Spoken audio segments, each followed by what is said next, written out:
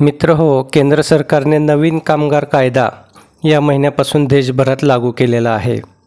Labour code 2025 म्हणजेच कामगार संहिता लागू करण्यात आलेली आहे आणि या कायद्यामुळे कामगार आणि औद्योगिक क्षेत्रात मोठे बदल संभावत आहेत. तर नेमकं पुढील महिन्यापासून पगार कमी होणार की ग्रॅज्युएटी PF वाढणार, नेमका कर्मचाऱ्यांचा काय फायदा होणार हे जाणून घ्यायचं असेल तर शेवटपर्यंत व्हिडिओ बघा, म्हणजे तुम्हाला सर्व चित्र स्पष्ट होईल. आणि आपण आपल्या शासन निर्णय GR या चॅनलवर नवीन असाल तर चॅनलला सबस्क्राईब करून बेल आयकॉनला प्रेस करा, म्हणजे असेच नवनवीन आणि माहितीपूर्ण व्हिडिओ आपल्यापर्यंत सहज पोहोचतील. मित्र, भविष्य निर्वाह निधी आणि ग्रॅज्युएटीमध्ये वाढ होण्याची तर इन हँड पगारात म्हणजेच हातात येणाऱ्या वेतनात कमी होण्याची शक्यता आहे.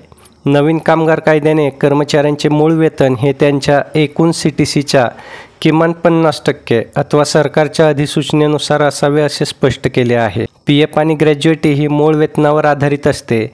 जर मूळ पगार वाढला तर PF आणि ग्रॅज्युएटीत योगदान वाढणार आहे. पण यामुळे पगार आपला खरंच कमी होणार आहे का?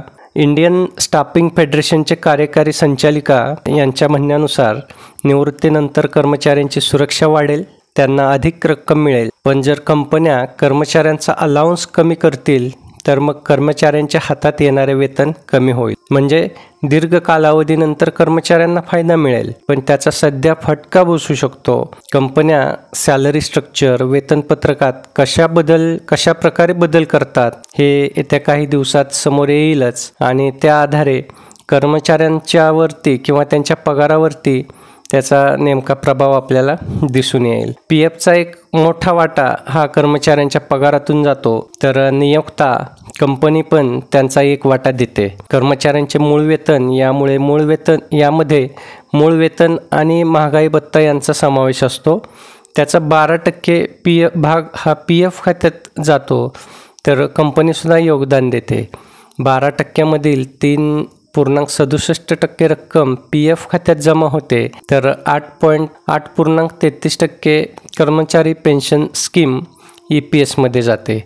आतापर्यंत कंपन्या मुद्दामहून मूळ वेतन कमी ठेवत होत्या, इतर अनेक भत्ते देत होत्या, त्यामुळे त्यांचा PF आणि ग्रॅज्युएटीवरील खर्च हा कमी होत होता. पण आता नवीन कायद्याने त्यांची ही चालाखी बंद होणार आहे. त्यांना PF खात्यात जादा वाटा उचलावा लागणार आहे, तर 1 वर्ष कालावधीसाठी कर्मचाऱ्यांना ग्रॅज्युएटी द्यावी लागणार आहे. पण असं सुद्धा होऊ शकतं की कंपन्या 50%ची जी मर्यादा आहे त्यातच त्यांचे योगदान आणि इतर भत्ते देतील. त्यामुळे PF योगदान एकूण CTCत वाढ न होता वाढेल आणि अनेक कर्मचाऱ्यांचे हातात येणारे वेतन कमी होईल असे अनेक तज्ज्ञांचे मत आहे.